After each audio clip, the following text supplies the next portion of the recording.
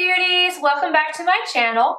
I filmed this eye look for you guys because you have been requesting it, and I don't blame you. It came from this Nars palette, the Nars Narsissist Matte Shimmer palette. I love this thing. I didn't think I would like it this much, and I really love this. I have been using it quite a bit. It's actually a little bit dirty because I've been using it so much. But another quick little bit of info. I've had a lot of questions on why I'm going to be using or am using Retin-A, what I look to achieve for it, and if I'm going to film some videos. I am going to. So I decided, I might do it on a weekly basis or monthly. I'm just going to throw in a video, here or there. I'll tell you, as of right now, I am a little bit flaky, but not bad. So I thought it was going to be much worse than what it is. But for the time being, I probably won't be doing too many trying new foundations or anything, except for the Dior Air Flash, because I have already tried it and I'm pretty sure I'll be okay with it. But anywho, enough rambling. I love you guys. If you want to see this look, just keep watching. So I just did my brows before I came on because I figured that's more of a boring thing to see every time. I'm going to go in with my MAC 24-hour primer for my eyes. You just need the smallest amount.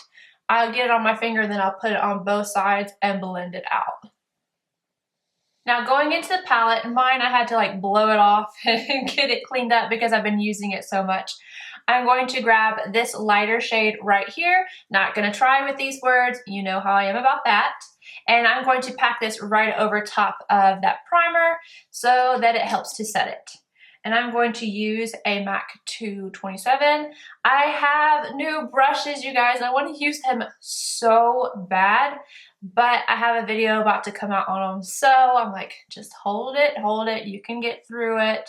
So I haven't even touched them yet. I have not played with them, so I'm excited to show you guys. Going in with the shade directly beside that, I am using this as a transition shade, and I'm using a MAC 286. I first apply this directly into the crease so that we get the majority of the color there, and then start buffing it out.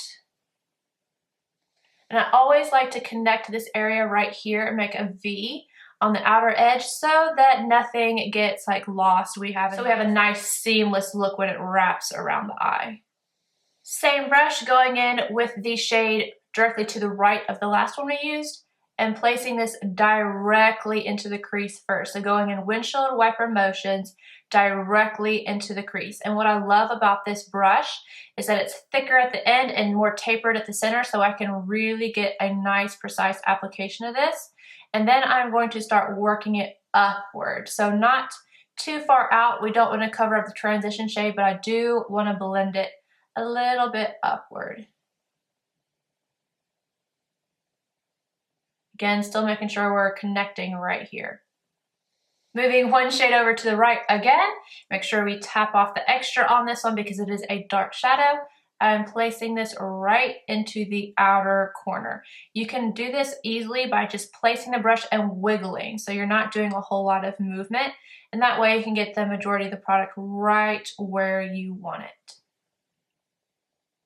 Now, without picking up any extra product, I'm going to cut into the crease just a little bit. Not all the way in, just right here into the middle, just so that it makes that crease stand out just a little bit more.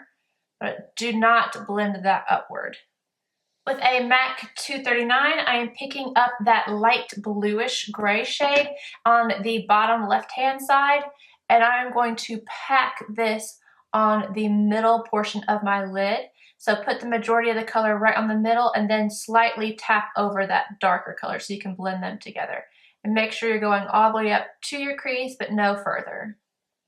Going back in with a 286 and grabbed a little bit of that last darker color that we used and just re-intensifying it so that it doesn't get lost underneath that blue or bluish gray, whatever that color is.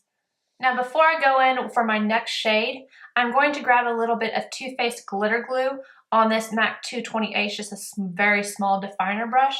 And I'm going to place a little bit of glitter glue right on that inner corner and blend it out a little bit, because the next shade I use, I want it to be a little bit more pigmented on the very inner corner and then fade it out on the lid. And this will hold on to that and really make it pop. So on a MAC 242, I'm grabbing that light shimmery shade and starting on the inner corner and then buffing outwards and going slightly over that light blue.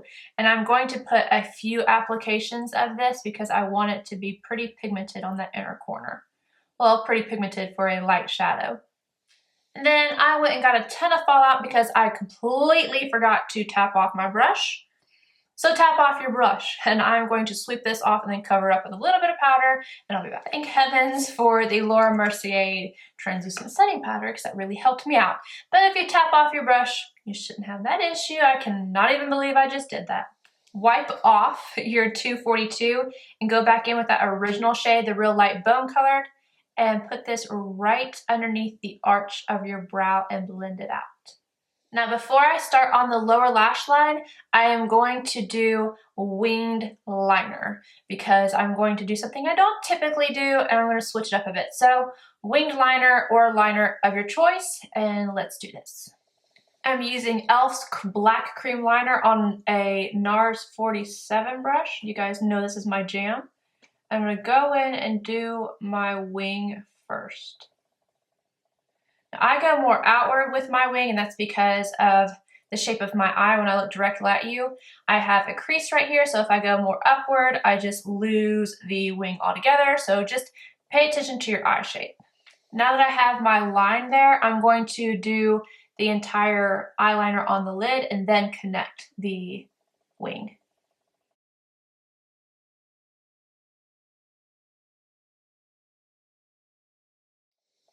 When you're using an angled brush like this, make sure you're using it more flat instead of right at your eye, because if you use it flat, you'll get a nice line. If you do like this, you're gonna struggle hardcore. With my wing done, I am now going to take a little bit of my concealer and I'm going to place it right here. And if you had messed up your wing, this is how you can fix it. I didn't today, but this is going to help me clean up all that shadow that came down here, because typically I like to really smoke out around the edges. But whenever you're putting winged liner, you're trying to get that lifted look. So when your shadow is down here and smoky right there, it kind of brings it downward. So I'm trying to make sure I have as much lift as possible.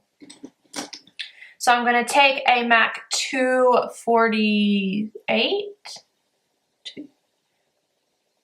MAC 2. I don't remember the name of this brush because it's not on here anymore. 232.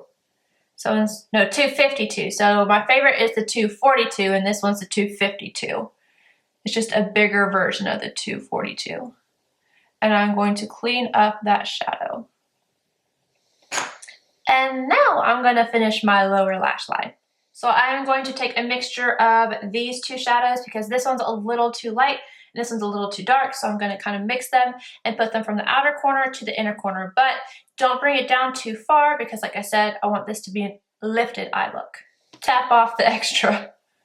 What this does is make the eye look a little bit bigger. So you can kind of see this one looks a little bit bigger than this one does. But if you don't like this look, you can totally skip it. Now, in case anybody is wondering in their heads, like, why did she erase this spot here and then put shadow there anyway? It's like I said, I wanted my eyes to be appearing bigger, but that shadow was all the way right here, and so it was a little bit more smoky here, so that cleaned that up, just so that we're all clear with that. Going back in with that sparkly shade and tapping off the extra this time, I'm going to go right over this inner corner part right here, just because I want it to be a little more shimmery. For my mascara, I'm using that new MAC Upward Lash. Now, this is where I have to like not sit here and push so hard with my lashes. I find wiggling it like normal people do, I don't know if that's what normal people do, that's just what I've seen people do, gets a better result. For anybody new to my channel, when I'm talking about this, I usually put my mascara on like really coating it and like pushing down on my lashes. But I found that this mascara gets clumpy when I personally do that.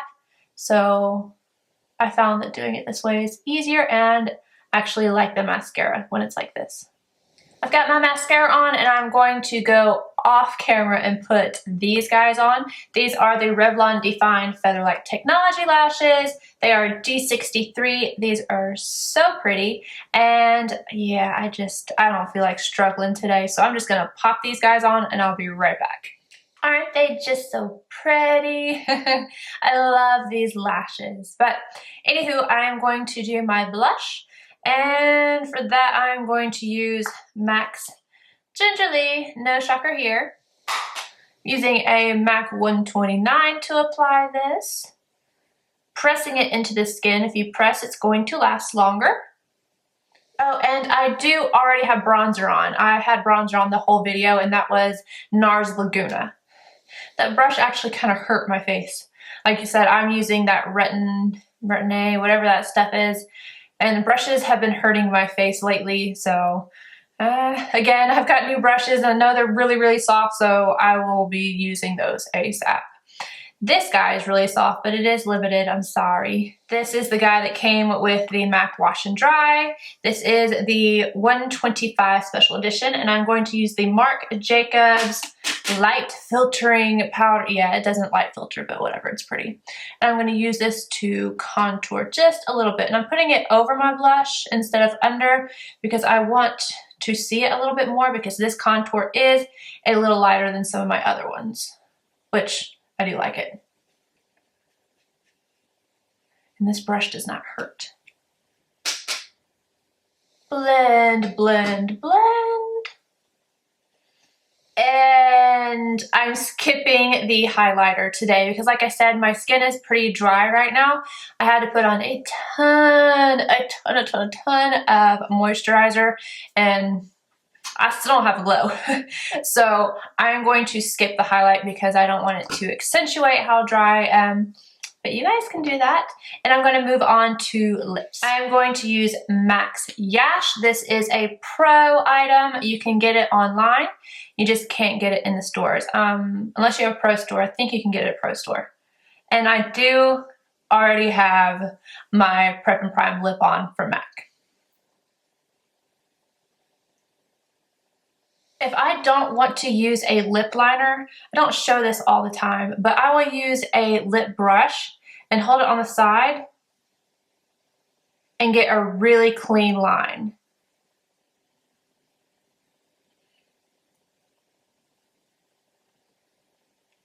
So, just in case you guys didn't know. This is 100% my all-time favorite nude from MAC. Love this color. And I am going to top it with MAC's Mineralize Glass. And this one is in Ray of Sunshine. Okay guys, so this is the finished look. I hope you enjoyed this video. Please let me know if you have this palette and what your thoughts are on it, because I'm obsessed with it. Never had any of the NARS shadows or palettes, and this one is so good. I'm very happy with this purchase. It's a little bit expensive, but worth it. Anywho, if you liked this video, please like, comment, subscribe, do it all. I appreciate you, and come back.